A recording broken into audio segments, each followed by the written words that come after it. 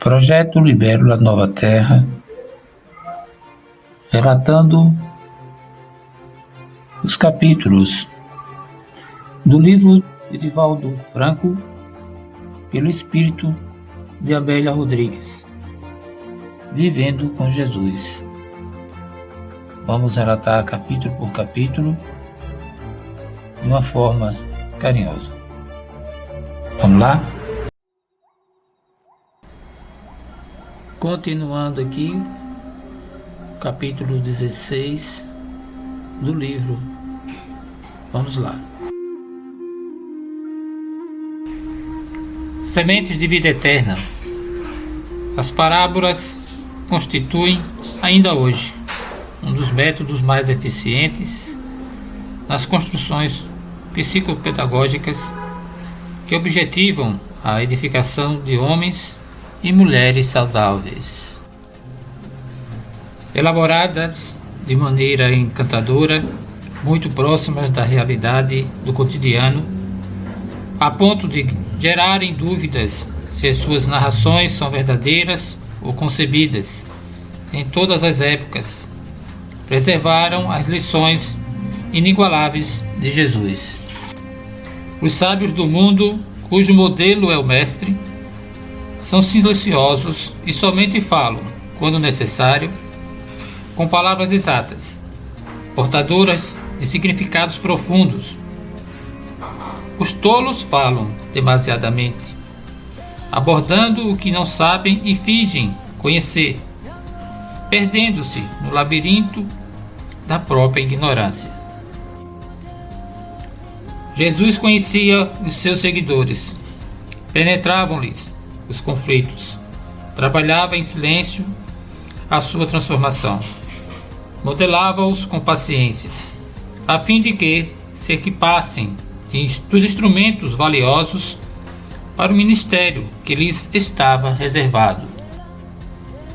Enfrentando, no entanto, auditórios dísparos, multidões constituídas de grupos diferentes de cultura e de vivência, conseguia ser ouvido porque sabia ministrar sensibilidade e sabedoria com destreza e habilidade raras. Aos seus conselhos valiosos, ele adicionava as narrativas que elaborava, utilizando-se das imagens do dia a dia de todos, de forma que as informações jamais fossem esquecidas. Psicólogo especial, sabia como alcançar as áreas sombrias da personalidade dos seus ouvintes e aplicar-lhes a terapia conveniente sem alarde, permitindo-se majestoso silêncio após os instantes de maravilhas, quando se refugiava na oração, no afastamento dos grupos estúdios e bulhentos, a fim de estar sempre em comunhão com Deus. Porque o movimento que administrava a apresentasse os desafios esperados e as indagações fossem muitas e de toda a ordem, no maravilhoso momento de entusiasmo dos companheiros, narrou a profunda parábola do semeador. Tratava-se da experiência de um homem dedicado ao cultivo do solo que se pôs a semear. Porque a área fosse muito grande, ele atirou as sementes que caíram nos mais diversos sítios, como a beira do caminho, os lugares pedregosos, entre espinhos e em boa terra. De acordo com o local, as sementes enfrentaram as circunstâncias e padeceram as consequências naturais, culminando pela produção daquelas que encontraram solo fértil e se reproduziram, uma em 100, outra em 60, outra mais em 30 grãos, compensando a aplicação de todas, especialmente daquelas que se perderam. Em toda ensementação há sempre o risco do prejuízo em relação àquelas que são atiradas a esmo e não encontram os recursos hábeis para a germinação ou, mesmo depois de germinadas, não conseguem produzir. Nada obstante, a compensação vem por meio daquelas que encontram solo bom e generoso, produzido em quantidade tão expressiva que enriquece aquele que ali as colocou no solo. Na maravilhosa parábola detectam-se 4 tipos de solos que podem ser muito bem a representação das criaturas humanas. Pessoas existem que ouvem falar das bênçãos do Evangelho e até mesmo interessam-se por recebê-las. No entanto, quando chegam os momentos de definição de rumo, de aplicação do tempo, porque as sementes se encontram à beira do caminho, na superfície, são comidas pelas aves dos céus, desaparecem, vencidas pelos abutres dos vícios e os corvos da insensatez. Desejam tudo, sem investir nada, acostumada às questões eminentemente materiais. Somente se preocupam em preservar aquilo que lhes atendem à avareza, ao egoísmo, aos interesses imediatistas. São convenientes e falsamente afetuosas, desde que possam usufruir o máximo, como se a finalidade da existência se transformasse no jogo de prazer e de ter, sem melhores significados. São solos áridos, à margem dos caminhos por onde outros passam, também indiferentes. São inóspitas e vivem solitárias nas suas angústias e ansiedades mal disfarçadas.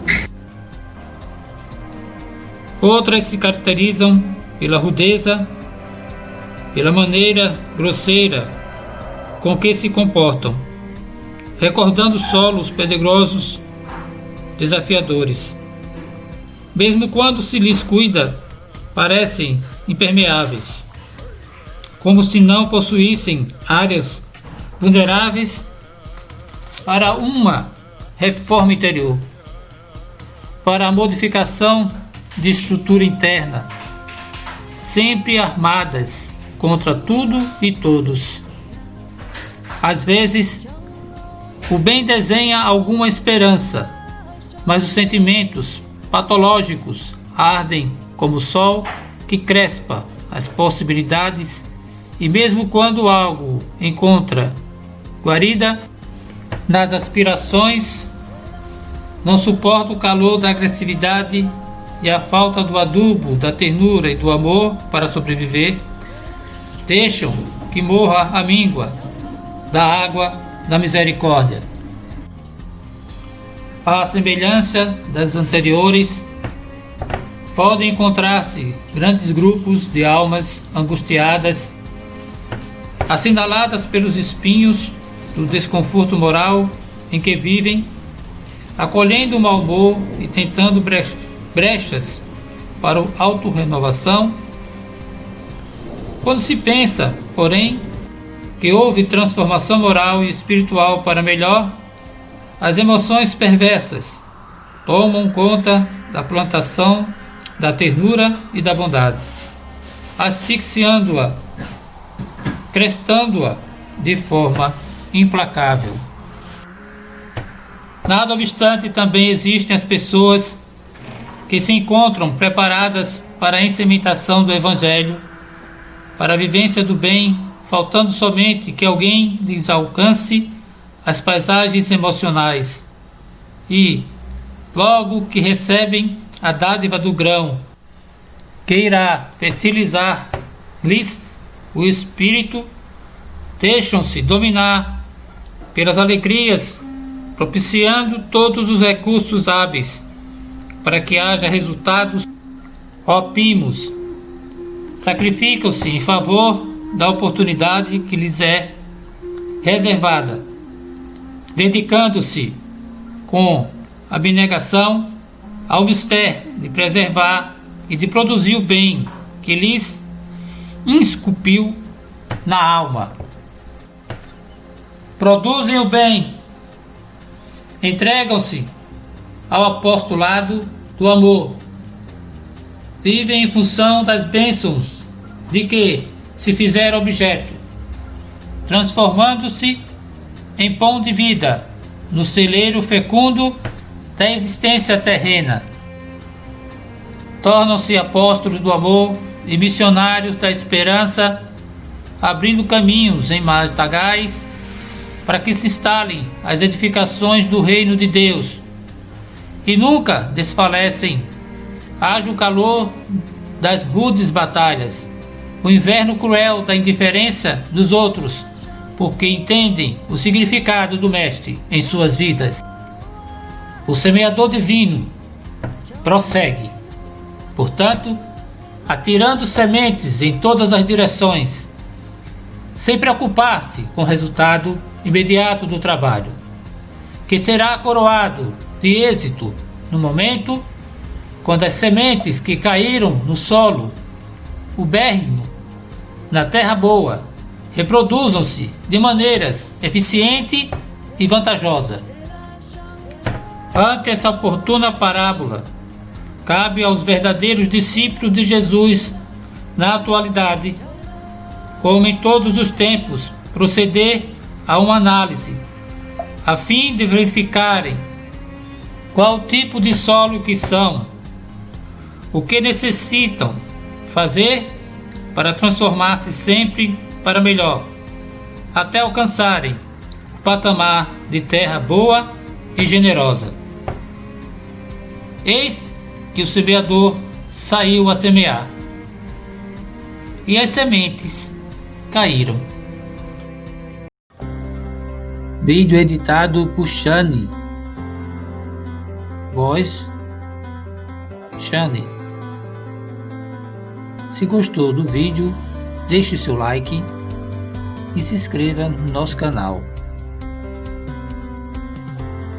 Gratidão cósmica, Vitória da Luz.